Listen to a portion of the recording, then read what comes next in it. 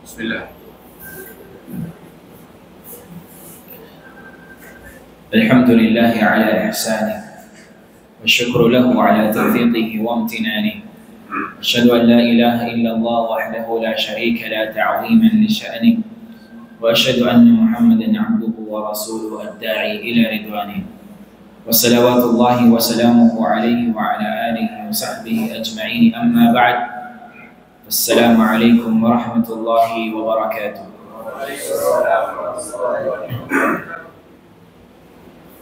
Ang lahat ng papuri, salamat at pagdakila ay tanging para sa Allah. Dalangin natin sa Allah subhanahu wa ta'ala na patuloy niya tayong gabayan at patnubayan.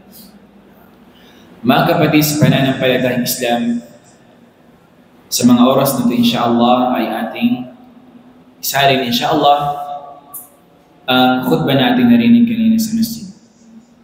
At nawa, insyaAllah ay maging kapakipakinabang ito sa atin. Mga kapatid sa pananampalatayang Islam,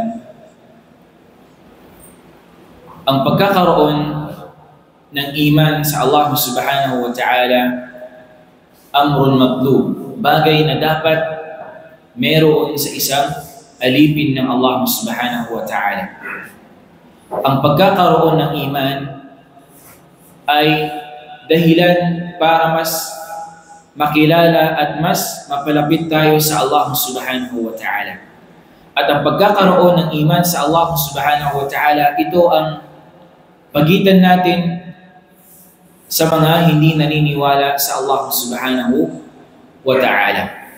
At ang Allah subhanahu wa ta'ala, napakaraming mga talata mula sa Quran na tumutukoy sa mga gantimpala ng sino mang naniwala ng tapat sa Allah subhanahu wa ta'ala at sa kanyang sugo na si Propeta Muhammad sallallahu alaihi wasallam.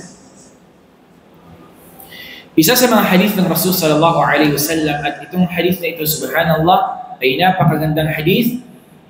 Ito ay sinalaysay ng isa sa mga sahabi ng Rasul sallallahu alaihi wasallam, an Sufyan bin Abdullah al-Thaqafi radiyallahu anhu qala, qultu ya Rasulullah, kulli fil islami qawlan la as'alu anhu ahada ba'dak.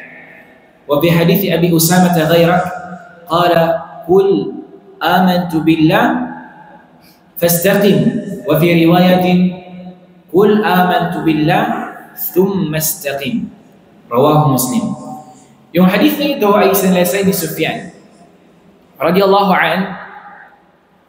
Kanyang sinabi, qultu ya Rasulullah, sinabi ko, o sugo ng Allah subhanahu wa ta'ala, kulli fil Islam qawlan la as'alu ba'daka ahad.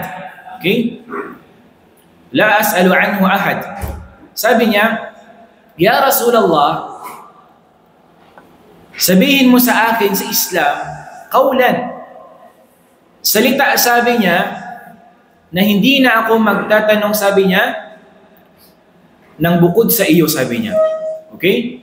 Ito yung isa sa mga ihtimam, isa sa mga pagpapahalaga ng mga sahaba ng Rasul sallallahu alaihi wasallam. Sila, nagsisikap sila na itanong yung bagay na makapagbibigay sa kanila ng kabutihan. Okay? Sinabi ng Rasul sallallahu alaihi wasallam, kul amantu billah fastaqim. O sa ibang riwaya, kul amantu billah thumma istaqim. Okay? Sabi ng Rasul sallallahu alaihi wasallam, kul, sabihin mo, amantu billah, ako ay naniniwala sa Allah subhanahu wa ta'ala, thumma istaqim, pagkatapos ay magpakatuwid ka. Okay? Ito yung payo sa kanya ng Rasul sallallahu alaihi wasallam. Ito yung naging tugon ng Propeta Muhammad sallallahu alaihi wasallam na salita na khair, ibig sabihin mabuting mga salita. At itong salita na ito, subhanallah, napakaikli lamang.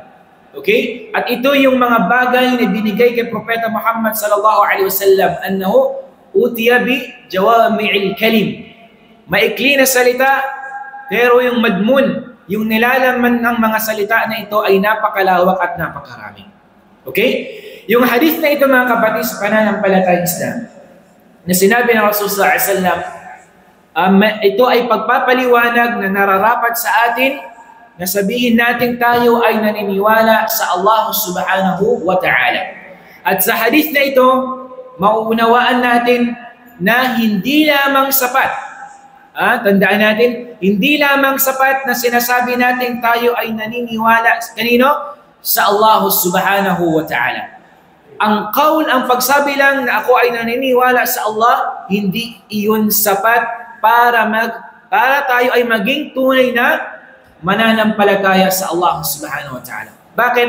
Dahil ang definition ng iman, nutqun bil lisan wa tasdiqun bil qalb wa amalun bil jawarih. Ang ta'rif ng iman,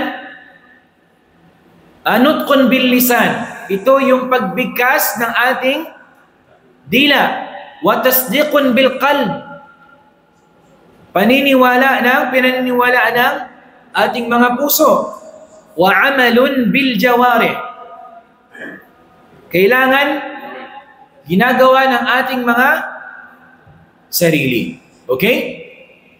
Ibig sabihin nun, hindi magiging ganap na mananampalataya ang isang tao kung sinasabi niya lang na siya ay naniniwala sa Allah, pero hindi pinaniniwalaan ng kanyang puso.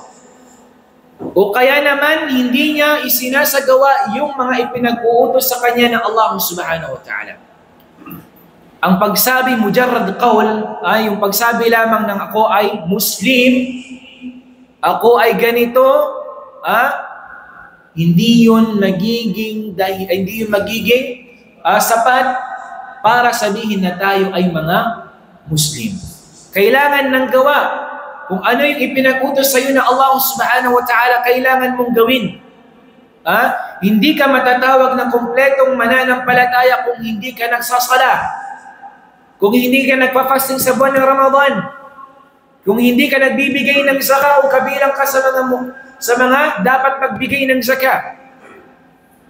Hindi ka magiging tunay na mananampalataya kung hindi mo binibigay yung karapatan ng Allah subhanahu wa ta'ala. Gayon din yung karapatan ng iyong mga magulang, yung karapatan ng iyong kapitbahay, karapatan ng iyong mga kamag-anak, at lalo higit yung karapatan ng iyong asawa at ang iyong mga anak. Hindi ka magiging tunay na mu'min kung sinasabi mo lang na ako ay naniniwala sa Allah, pagkatapos nung nagiging pabaya ka na sa mga ibang mga bagay. Hindi mo na sinasagawa yung mga inobliga sa iyo ng Allah subhanahu wa ta'ala. Okay? Kabilang din doon mga kapatid sa pananampalatayang Islam, na amalun bil jawarih, yung pagsagawa ng ating ng katawan natin sa pamamagitan ng pag-aaral ng Islam. Dahil ito ay ipinag-utos sa atin ng Allah, ng Rasul sallallahu alaihi wasallam. Anong sinabi ng Propeta Muhammad at itong hadith na ito ay mutakarrir, paulit-ulit na ating naririnig sa mga ulama natin. Talabul ilmi faridatun ala kulli muslim. Ang paghahanap ng kaalaman ay obligado sa bawat mananampalataya. Sa ibang riwaya, wa muslimatin, pati ang mga kababaihan. Di ba dito sa hadith na to, subhanallah, ang sinabi ng Rasul sallallahu alaihi wasallam sa lahat ng mga Muslim.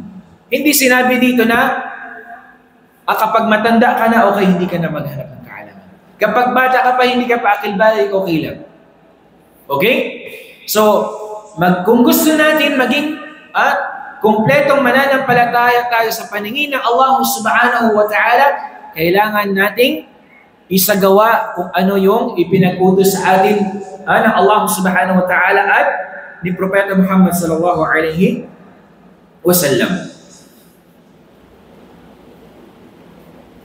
Ang fatwa ng Lujnatud Daima, ang Lujnatud Daima, ito ay mga grupo ng mga ulama at sila ay nagkakaisa at naglalabas sila ng fatwa. Okay? Sinabi nila, الصواب في ذلك قول أهل السنة والجماعة أن الإيمان قول باللسان وعمل بالأركان وتصديق بالجنان ولا يكتفي في ذلك بالنطق باللسان إلا في إجراء أحكام الدنيا. Sinabi ng mga ulama ng Lujnatud Daima, sabi nila, as-sawabu fi dhalika qawlu ahli sunnati wal jamaa. Ang tama, sabi niya, yung sinabi ng ahli sunna wal jamaa patungkol sa ta'rif o kaya sa definition ng iman. Okay? Sabi nila, al-imanu qawlun bil lisan. Ang pananampalataya, sabi niya, kailangan, sabi niya, ito ay sinasambit ng ating dila, wa amalun bil arkan. Ang tinutukoy noon ay jawari, yung ating mga katawan. Wa tasdiqun bil janan. Ang janan, yun yung ating mga puso. Kailangan pinaniniwalaan ng ating puso. Wala yaktafi bidhalika binnutq bil lisan. Hindi sapat, sabi niya, na yung pagbigkas lamang ng ating dila. Bakit? Dahil ang mga kuffar, ang mga non-Muslim, kapag tinanong mo sila, wala in sa'altahum man khalaqahum la yaqulunna Allah. Kung tatanungin mo sila, sabi na Allah, kung sino ang tagapaglikha, sasabihin nila ang Panginoon. Wa hadha yadullu ala iqrar. At yung ayan na yun, yung sinasabi ng mga non-Muslim na yun, mga kuffar na yun ay palatandaan at patunay na sila ay nag-iqrar, naniniwala sila na ang tagapaglikha ang Panginoon.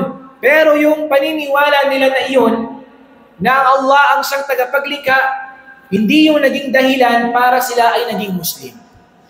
Okay? Kaya di ba, kapag tayo ay gusto nating yumakap sa Islam, ini-encourage tayo bagkus tayo ay sinasabihan ng ating mga ustad, ating mga sheikh, na kapag papasok tayo sa Islam, tatandaan natin na hindi lamang yun sa pamamagitan ng pagbanggit ng shahada. Asyhadu an la ilaha illallah wa asyhadu anna Muhammadar Rasulullah, khalas, anta Muslim, alan. La. Hindi yun sapat, hindi yun natatapos doon yung pagiging obligasyon mo bilang Muslim. Okay, kailangan sikapin natin na maisagawa kung ano yung ipinag-utos sa atin ng Allah subhanahu wa ta'ala, nang sa gayon, hindi lamang tayo sa pangalan Muslim, sa tribo, sa angkan na pinagmulan, bagkus tayo ay Muslim sa salita at gawa at lalo't higit sa paningin ng Allah subhanahu wa ta'ala.